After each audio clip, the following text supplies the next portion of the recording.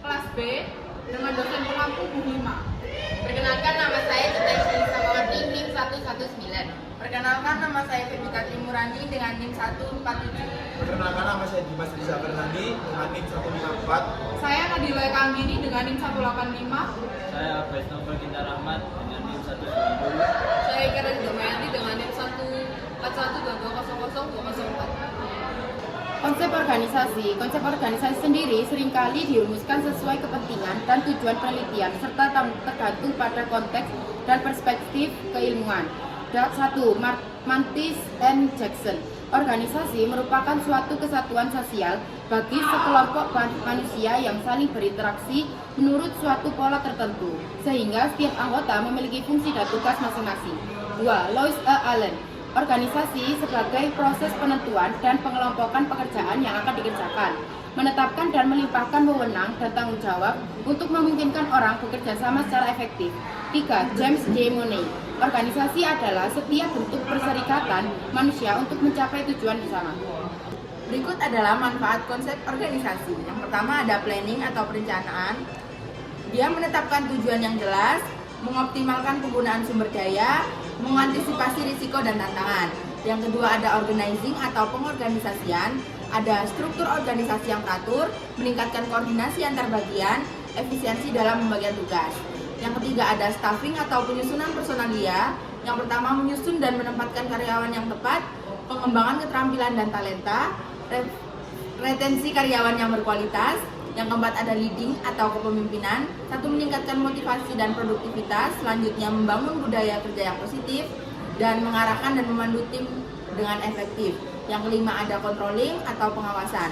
Dia memastikan hal sesuai rencana, mengidentifikasi masalah dan melakukan perbaikan, mendorong peningkatan berkelanjutan. Kita masuk bagian teori organisasi, teman-teman. Yakni ada apa aja? Ada 3. Klasik, neoklasik, dan modern. Untuk yang klasik sendiri fokus pada struktur dan efisiensi organisasi.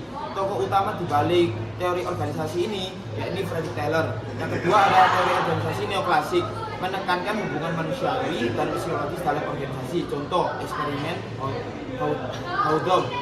Yang ketiga ada teori organisasi modern, yakni apa? Memandang organisasi sebagai sistem terbuka yang berinteraksi dengan lingkungan. Berikutnya siklus hidup organisasi. Tahapan siklus hidup organisasi dibagi menjadi 4. Yang pertama, inisiasi, yaitu pengembangan visi, misi, dan produk. Dan yang kedua, pertumbuhan, yaitu meningkatkan kapasitas produksi dan memperluas pangsa pasar. Yang ketiga, kematangan. Kematangan yaitu organisasi mencapai stabilitas, perlu inovasi agar tetap relevan. Yang keempat, penurunan dan pembaruan, yaitu restrukturisasi atau diversifikasi untuk bertahan. Dari contoh konsep organisasi, di sini kita akan memiliki contoh organisasi dari PT Samsung Electronics Indonesia. Ada 4 tingkatan organisasi. Yang pertama ada inisiasi, yaitu PT Samsung Electronics didirikan pada tahun 1938 oleh Lee Byung-chul yang awalnya bergerak di perdagangan.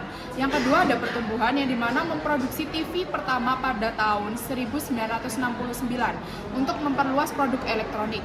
Dan yang ketiga ada kematangan, yang dimana Samsung menjadi pemimpin dasar global dalam elektronik. Dan yang keempat ada penurunan atau pembaruan, yang dimana tantangan dari Apple dan Xiaomi, inovasi layar lipat dan AI.